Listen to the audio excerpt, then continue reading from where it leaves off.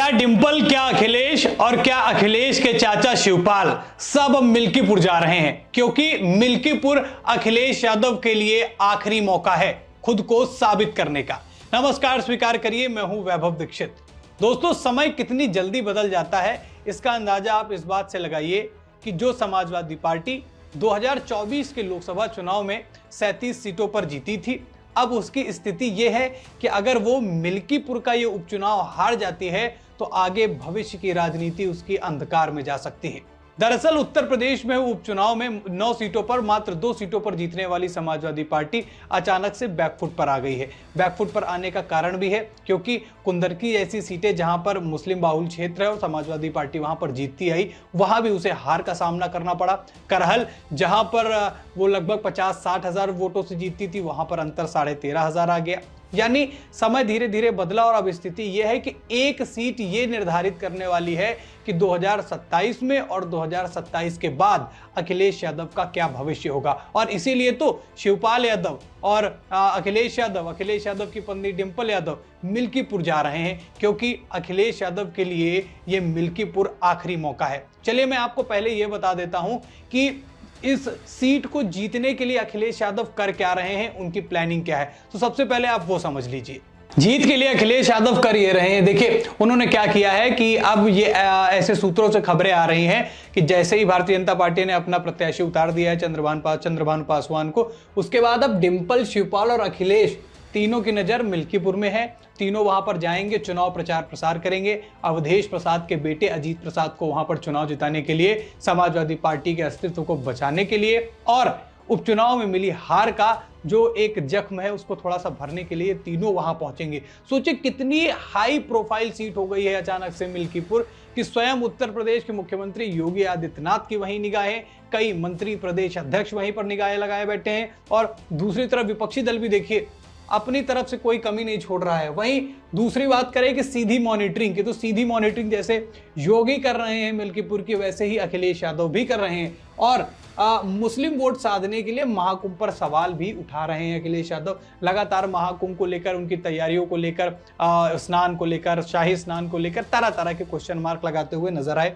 संभल भी उसी का एक हिस्सा था, क्योंकि वहां पर ठीक ठाक 50 से 60 हजार वोटरों के बीच में मुसलमानों के वोट हैं, तो उसको साधने का प्रयास जो है अखिलेश यादव कर रहे हैं और इसका विरोध करने का कारण आप समझ सकते हैं, अयोध्या ही है और अयोध्या से हमेशा से सपा का बैर ही रहा है, लेकिन जीत मिली है तो फिर हौसले बुलंद हैं। अगला पॉइंट है कि दलित या पारसी समाज को खुश करने में जुटे हुए हैं। दलितों को और पारसियों को कैसे खुश करने में जुटे हुए हैं? एक तो सबसे पहले वो पीडीए फॉर्मूला का वो जो इनका राज चल रहा है वो चल रहा है, साथ ही साथ एक ऐसे प्रत्याशी को जो कि पारसी है, यानी कि सांसद जी के बेटे जो वहां से पहले विधायक भी रहे, बाद में सांसद बन गए फैजाबाद सीट से, अब उन्हीं के बेटे अजीत प्रसाद को दोबारा मौका दिया है जिससे पारसी समाज खुश हो जाए और पीडीए वाला जो अपना उनका फॉर्मूला चल रहा है वो भी कामयाब हो जाए। लेकिन अगर इन सबके बावजूद भी अखिलेश हारे दोस्तों, तो फिर अखिलेश का बंटाधार हो जाएगा। चलिए बंटाधार कैसे होगा वो भी मैं आपको बता देता हूं। देखिए, सबसे जरूरी बात है उनके बंटाधार होने का कारण मैं आपको बताता हूं। देखिए, जब उपचुनाव हुआ तो वहां पर मात्र 9 सीटों में से 2 सीटें ही समाजवादी पार्टी को मिली और जब ये उपचुनाव हुआ तो ये कहा जाने लगा था कि भाई साहब ये सेमीफाइनल है, जो यहां अच्छा प्रदर्शन करेगा वो 2027 में जीत के ज्यादा प्रबल दावेदार बन जाएगा। लेकिन यहां पर स्थिति इनके लिए गड़बड़ हो गई और अपनी जीती हुई सीटों पर भी हार गए। कुंदरकी जैसी सीटों पर भी उनकी स्थिति बेहाल हो गई। तो इसकी वजह से कहा जा रहा है कि अगर ये मिल्कीपुर का चुनाव हारे तो क्या हो जाएगा दोस्तों, बंटाधार। अब बात करते हैं कि 2027 में चुनाव कम है, जिस 9 सीटों पर हुए उपचुनाव को सेमीफाइनल कहा गया था, लेकिन मैं कहता हूं कि मिल्कीपुर की सीट और ये जो उपचुनाव होने वाला है ये सेमीफाइनल है। जो जीतेगा इसका प्रभाव पूरे प्रदेश में पड़ेगा, इसलिए अखिलेश यादव का बंटाधार ना हो, इसलिए वो चाहते हैं कि वो सीट वो जीत जाए। बात करते हैं कि कांग्रेस भी पीछे पड़ी है। कांग्रेस कैसे पीछे पड़ी हुई है? देखिए, अभी तो फिलहाल समर्थन दिया है, पर जिस तरीके से कांग्रेस के प्रभारी ने, पांडे साहब ने ये कहा है कि हम ओपन होकर चुनाव लड़ेंगे 26 के पंचायत का और 27 के विधानसभा का, और जिस तरीके से दिल्ली में वो चुनाव लड़ रही है, मुस्लिम वोटर्स को साधने का प्रयास कर रही है, कर्नाटक से शुरू किया था वो सिलसिला, तो अगर दिल्ली में मुस्लिम वोटर्स उसको वोट करते हैं, जीते भले ना जीते, मगर इसका एक पॉजिटिव इंपैक्ट लेते हुए यूपी में वो अकेले चुनाव लड़ सकते हैं। और अगर अकेले चुनाव लड़े तो भैया दिक्कत हो जाएगी। अगर मिल्कीपुर जीत जाते हैं तो कांग्रेस को लगे कि यार चलो साथ दे देते हैं।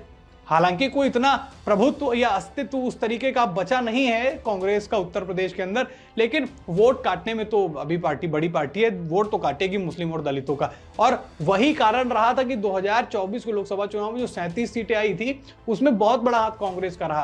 कांग्रेस अगर अलग से चुनाव लड़ती, जीतती भले न जीतती, लेकिन वोट जरूर काटती। जो वोट कटे थे वो मिल गए अखिलेश यादव को गठबंधन की वजह से, और भारतीय जनता पार्टी की सीटें वहां पर कम हो गई। इसीलिए यह कहा जा रहा है कि मिल्कीपुर अखिलेश यादव के लिए उत्तर प्रदेश की राजनीति में बहुत जरूरी है ये सीट, और अगर नहीं जीत पाए तो फिर तो भाई साहब दिक्कत करने वाली है। दिक्कत कैसे करेगी वो भी एक छोटी सी बात बता देता हूं।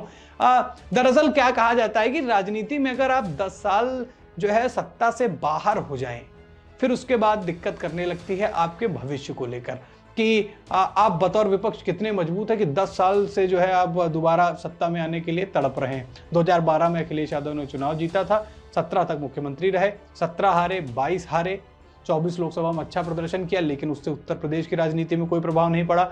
फिर उपचुनाव में भी लगा था कि लोकसभा में जो है वो बुझता दिया जो है वो जल गया है, लेकिन फिर से वो बुझता दिया फड़फड़ाता नजर आ रहा है, और ये दिया बुझ जाएगा अगर मिल्कीपुर की सीट अखिलेश यादव हारते हैं। आपको क्या लगता है, क्या अखिलेश यादव और उनका पूरा परिवार जिस तरीके से मिल्कीपुर को लेकर सीरियस है, वहां पर चुनाव प्रचार प्रसार कर रहा है, क्या समाजवादी पार्टी मिल्कीपुर का उपचुनाव जीत पाएगी? क्या समाजवादी पार्टी इस चुनाव को जीतकर ही 2027 में अपने अस्तित्व को थोड़ा सा मजबूत दिखाने की कोशिश करेगी? बस सवाल सबसे नॉर्मल सा बस यही है, मिल्कीपुर जीत पाएंगे समाजवादी पार्टी और अखिलेश यादव या नहीं? अपनी राय कमेंट में जरूर बताएं। वीडियो में इतना ही। वीडियो को लाइक और शेयर करें। चैनल पर नए हैं तो चैनल को जरूर सब्सक्राइब करें। फिर मुलाकात करेंगे एक नई खबर में। इस खबर में इतना ही। तब तक के लिए धन्यवाद।